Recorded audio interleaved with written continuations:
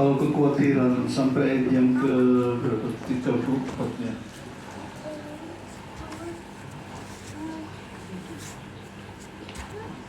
Oke, saya bacakan untuk mempercepat waktunya. Lukas 12 ayat yang ke-22 mulai. Yesus berkata kepada murid-muridnya, "Karena itu aku berkata kepadamu, janganlah khawatir akan hidupmu, akan apa yang hendak kamu makan, dan janganlah khawatir pula akan tubuhmu, akan apa yang hendak kamu pakai. Sebab hidup itu lebih penting daripada makanan, dan tubuh itu lebih penting daripada pakaian. Perhatikanlah burung-burung gagak yang tidak menabur dan tidak menuai dan tidak mempunyai gudang atau lumbung, namun demikian diberi makan oleh Allah. Betapa jauhnya kamu melebihi burung-burung itu. Siapakah di antara kamu yang karena kekhawatirannya dapat menambahkan sehasta pada jalan hidupnya? Jadi jikalau kamu tidak sanggup membuat barang yang paling kecil, mengapa kamu khawatir akan hal-hal lain? Perhatikanlah bunga bakung yang tidak memintal dan tidak menenun. Namun aku berkata kepadamu, Salomo dalam segala kemegahannya pun tidak berpakaian seindah salah satu dari bunga itu. Jadi jika rumput di ladang yang hari ini ada dan besok dibuang ke dalam api, demikian didandani Allah, terlebih lagi kamu, hai orang yang kurang percaya.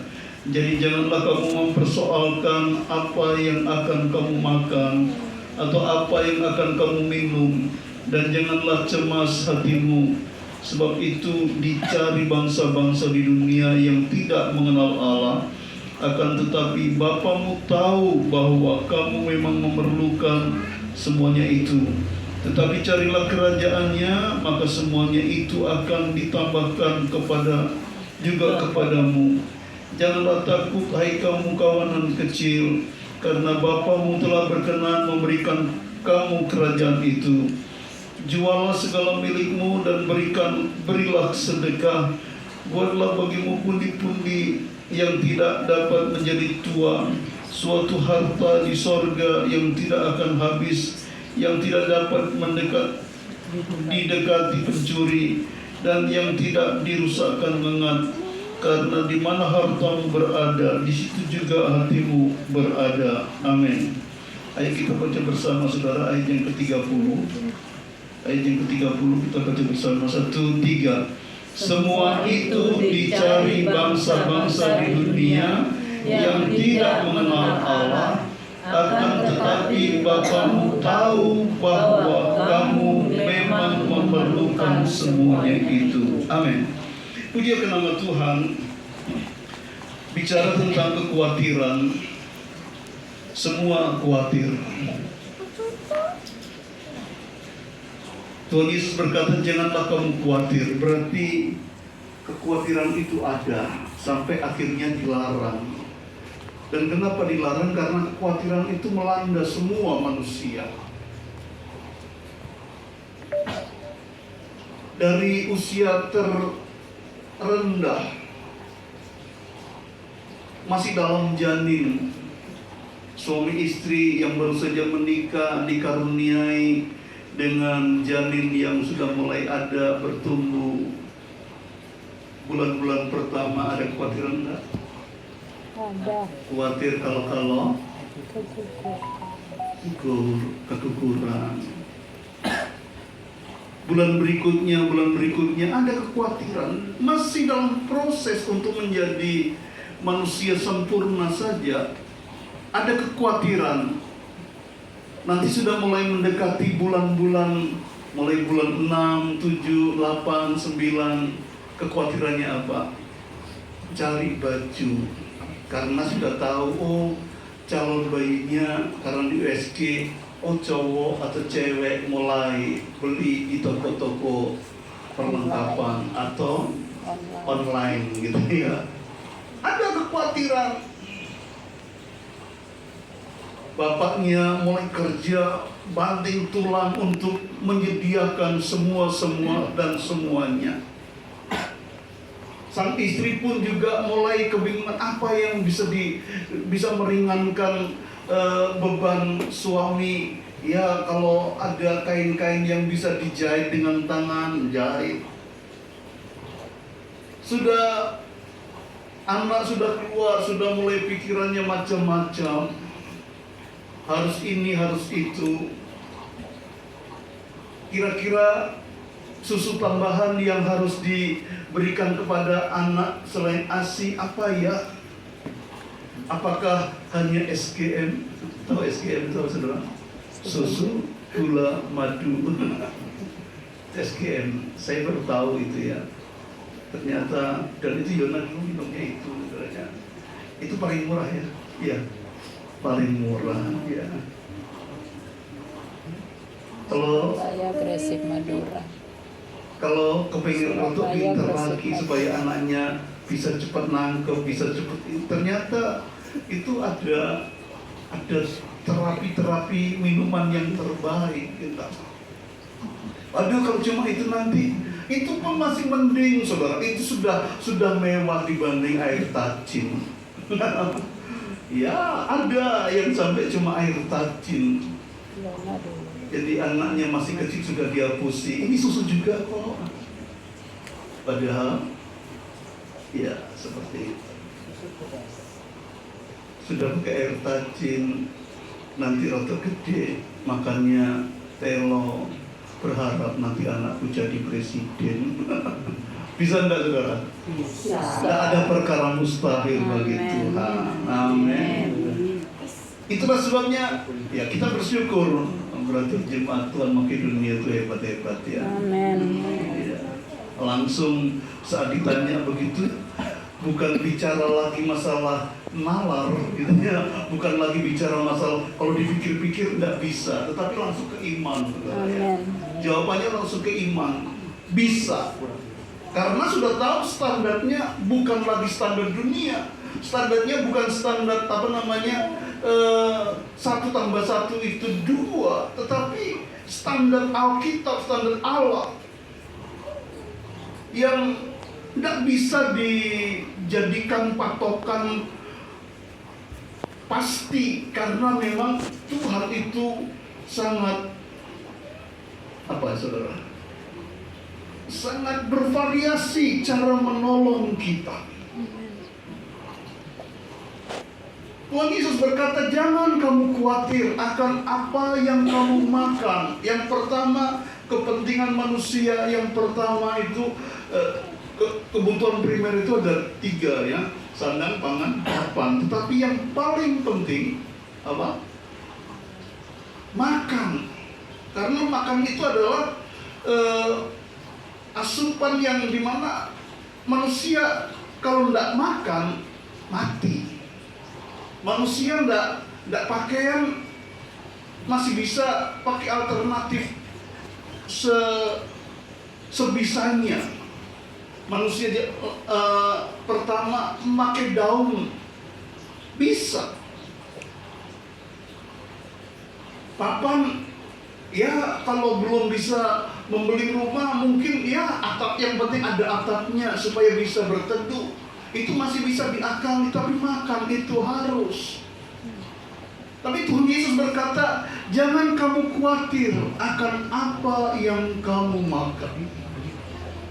Kesaksian-kesaksian tadi, baik Mas Johan, puji Tuhan, kesaksiannya Tuhan sudah lepaskan dari masalah yang besar. Mbak Yustin tadi pergumulan yang belum terrealisasi, dan dengan berkeyakinan Tuhan pasti sediakan apa yang didoakan, apa yang direncanakan. Dan itu harus kita imani itu. Demikian juga dengan Mbak Fitri. Biasa kalau kesaksian, si saksi itu ya langsung. Yang itu lainnya langsung cekatan tisu. Tisu gitu ya. Ya. Itu sedangkan Bapak ini tidak kesaksian aja nangis. Ya, seringkali memang seperti itu, saudara. Di satu sisi merenungkan betapa beratnya hidup, tapi di satu sisi kita juga membayangkan, merindukan dan meyakini bahwa jawaban itu pasti terjadi karena kita punya Tuhan yang besar, Amen. Tuhan yang hidup, Tuhan yang punya otoritas untuk memberikan yang terbaik untuk anak-anaknya. Jangan kamu khawatir akan apa yang kamu makan. Itu penting, dan Tuhan katakan itu tidak usah kita khawatirkan. Bahkan burung yang tidak menanam, burung yang tidak menuai, ada aja dia bisa makan, walaupun itu mungkin bukan makanan sah gitu ya. Ya, makanannya itu punyanya petani. Tapi burung tidak mati gara-gara dia tidak berusaha dengan seperti manusia yang lain. Dan Tuhan Yesus katakan, ini loh, sedangkan burung aja Tuhan pelihara, apalagi kamu. Firman Tuhan katakan kamu adalah orang yang berharga di mataku. Kamu berharga di mataku. Tuhan tidak katakan burung itu berharga di matanya, tetapi kita anak-anaknya itu berharga. Dan di dalam Sakaria dikatakan bahwa kamu adalah biji mataku. Siapa yang mengorek-ngorek anak-anak Tuhan sama dengan bermain-main mata dengan Tuhan. Artinya Tuhan tidak pernah biarkan kita. Dalam hal makanan Tuhan katakan tidak usah khawatir. Dan kita harus responi ini, bahwa memang kita tidak perlu khawatir karena Tuhan, Dia selalu mencukupkan kebutuhan keperluan kita. Makanan kita, minuman kita, Dia cukupkan. Berikutnya Tuhan katakan, jangan khawatir akan pakaian. Pakaian yang terbaik yang mungkin kita mau punya di dalam kehidupan kita. No problem. Bahkan Yesus berkata, Salomo dengan segala kemegahannya, bajunya itu tidak seindah dari bunga bakung.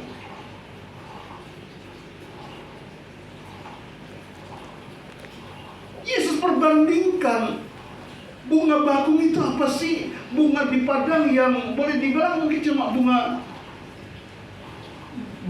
rumput begitu saja. Saya kurang begitu tahu. Bunga bakung itu bunga bagus ya. Tapi kok nggak ada ya yang jualan bunga bakung ya? Ada?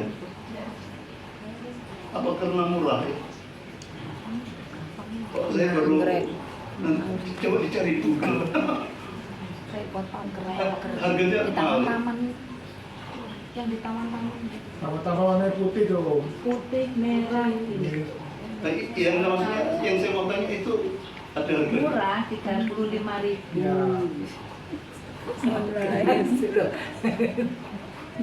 Iya, sekarang kan cepat. 8.000-an. Murah. Ya murah lah.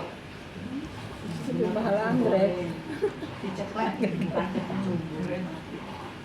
Apalagi yang muda-muda tumbuh seperti itu. 14.000. Itu Tuhan bilang bunga bakung itu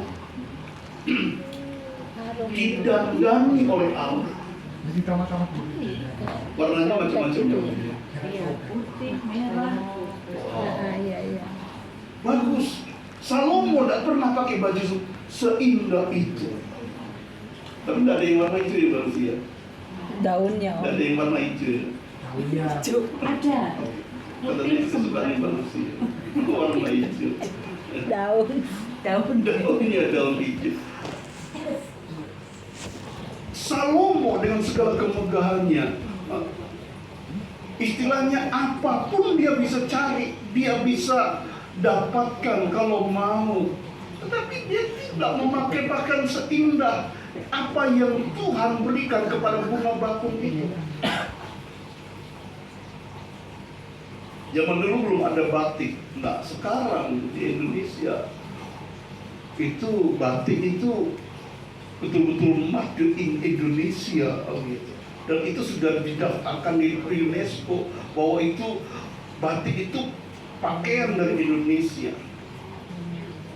Mau batik mana? Tulungagung ada beberapa perusahaan, Pekalongan, Madura bagus ya Bu ya, mahal ya. Ada sampai 300 ribuan ya per lembar, bahkan lebih. Jutaan malah. Iya. Yang sutra itu. Sampai jutaan gitu masih kalah bagus sama bunga bakung. Bayangkan, Tuhan pelihara Amen. anak-anaknya. Nggak usah bingung masalah pakaian. Artinya, saya mau katakan bahwa ini yang berbicara, ini yang punya dunia, dia yang menciptakan, dan dia berkata, jangan khawatir. Artinya Tuhan sanggup sediakan apa yang kita butuhkan. Amen.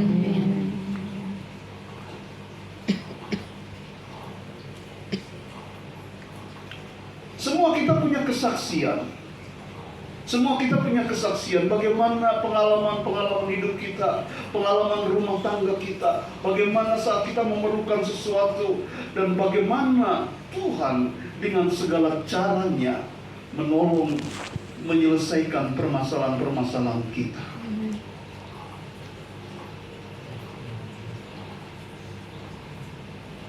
Terlalu ajaib cara Tuhan untuk menyelesaikan pergumulan-pergumulan kita. Tuhan sanggup melakukan semuanya untuk kita, anak-anaknya, yang selalu berharap bersandar kepada kemurahan Tuhan.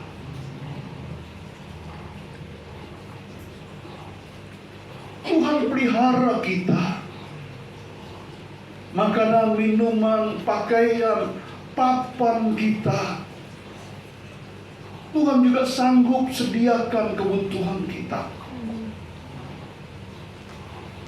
Tidak ada perkara mustahil. Demikian juga dengan masa depan kita, masa depan anak-anak kita. Tuhan bilang yang penting carilah kerajaannya. Amen. Rahasia dari untuk mencukupi semua kebutuhan-kebutuhan kita, Tuhan bilang utamakan Tuhan. Dan saya tertarik, tadi sudah saya baca, tetapi begitu saya baca, saya sampaikan, akhirnya saya ajak untuk kita membaca bersama. Itu saya sangat tertarik saudara dengan ayat itu. Ayat 30 atau 29 dulu. Jadi janganlah kamu mempersoalkan apa yang akan kamu makan atau apa yang akan kamu minum. Janganlah cemas hatimu. Ayat 30 katakan, semua itu dicari bangsa-bangsa di dunia. Artinya semua orang mencari, semua orang berebut mendapatkan itu. Apa? Mendapatkan makan, minum, mendapatkan semua yang ada dalam dunia. Semua dicari oleh orang-orang, oleh bangsa-bangsa. Tapi dikatakan, Tuhan Yesus berkata, akan tetapi Bapamu tahu bahwa kamu memerlukan. Itu kan garis bawah itu. Akan tetapi Bapamu tahu. Beberapa hari yang lalu saya sama tanya melihat TikTok ya, ada hamba Tuhan khotbah dengan tanya jawab gitu, memberikan sebuah ilustrasi dengan tanya jawab. Saya pikir aduh ini kok tanya pertanyaan-pertanyaannya kok receh banget. Saya pikir kok cuma gitu aja. Tapi ternyata endingnya dahsyat. Ada seorang bapak ditanya, bapak punya peliharaan apa? Anjing. Terus dia tanya, dan pertanyaannya itu jawabannya sudah pasti gitu. Seperti gini pertanyaannya, bapak punya anjing, peliharaan anjing kesayangan? Iya.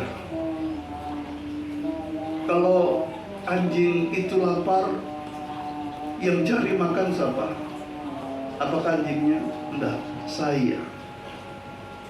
Kalau terus makanannya apa? Ini.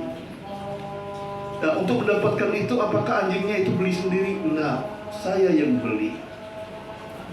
Terus untuk mengolah itu, apakah anjingnya mengolah sendiri? Enggak, saya yang mengolah. Terus apa lagi? Intinya semua tuannya. Terus saya kaget begitu. Saya pikir ini pertanyaan ini kok seperti itu. Tapi pekhotbah ini berkata, di endingnya dia berkata, demikian juga Tuhan. Kita adalah peliharaan Tuhan. Kita peliharaan Tuhan. Kalau kita lapar, kita mau ini dan itu, yang punya tanggung jawab itu Tuhan, sang majikan kita. Lantas apa yang dituntut dari dalam kehidupan kita? Kita sehat. Dia cuma juga gambarkan hanya dengan anjing itu saja. Tuhan itu tidak minta bahwa anjing itu nanti bisa membalas kebaikan tuannya. Yang penting anjing itu lucu, menyenangkan tuannya, tuannya udah senang. Dan dia katakan demikian juga Tuhan. Kita tidak perlu berusaha untuk membalas kebaikan Tuhan. Senangkan hati Tuhan saja. Sampai saya katakan sama tadi tanya, "Mah, aku merinding banget." Iya ya. Selama ini kita dengan segala upaya kita berusaha untuk mencukupi kebutuhan kita. Selama ini kita berusaha untuk bagaimana caranya kita bisa mencukupi semua yang kita perlukan. Tapi ternyata kalau kita menyadari bahwa kita dipelihara oleh Allah, Allah sendiri yang bertanggung jawab terhadap makanan kita. Dia sendiri yang bertanggung jawab apa yang menjadi kebutuhan keperluan kita. Tugas kita untuk hanya apa? Menyenangkan hati Tuhan. Ada pujian katakan menyenangkanmu. Ya, senangkan hati Tuhan. Kita mau balas Tuhan. Sekuat apa kita bisa membalas Tuhan? Pujian lama berkata, ku tak dapat membalas kasih-Mu. Ya, kita tidak dapat membalas kasih Tuhan. Kita mau berusaha membalas kasih Tuhan, nonsense, tak mungkin. Kita cuma bisa, Tuhan mau senangkan hatinya.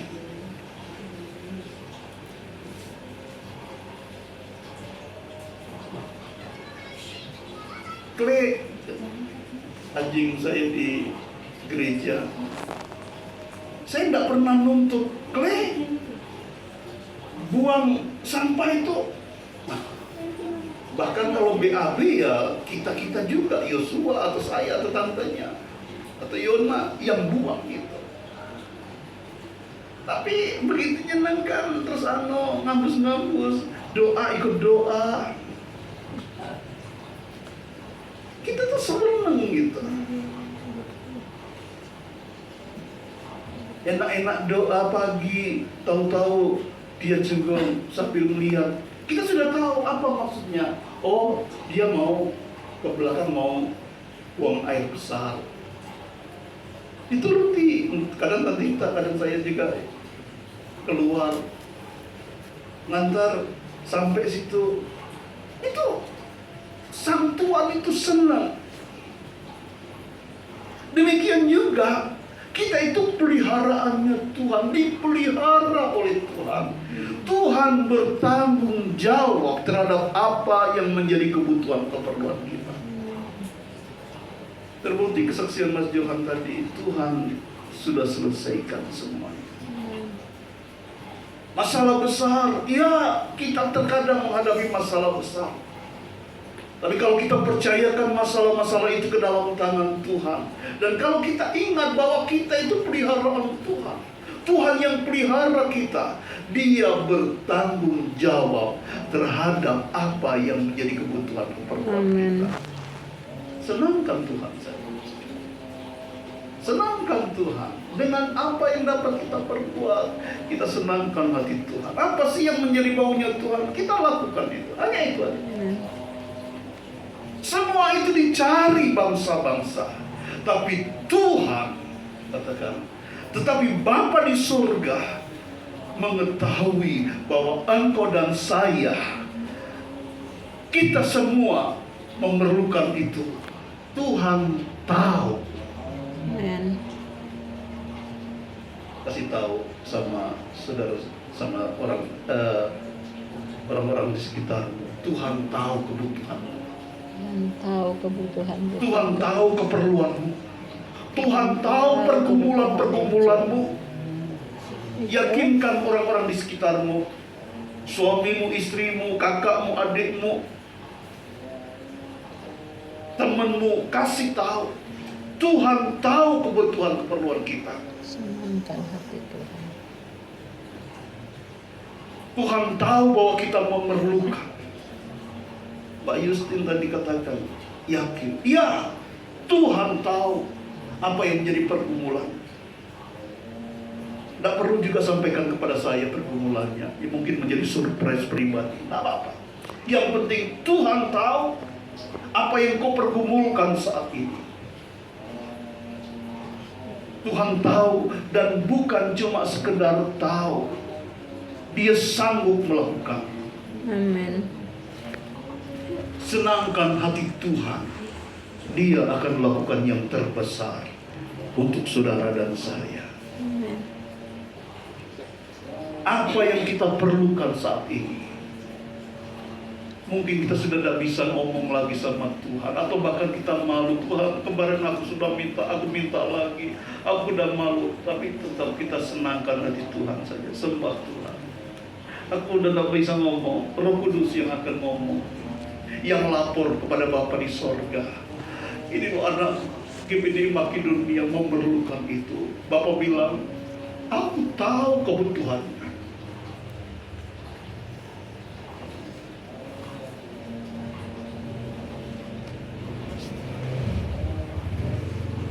Apa yang jadi kebutuhan keperluan kita? Tidak usah khawatir.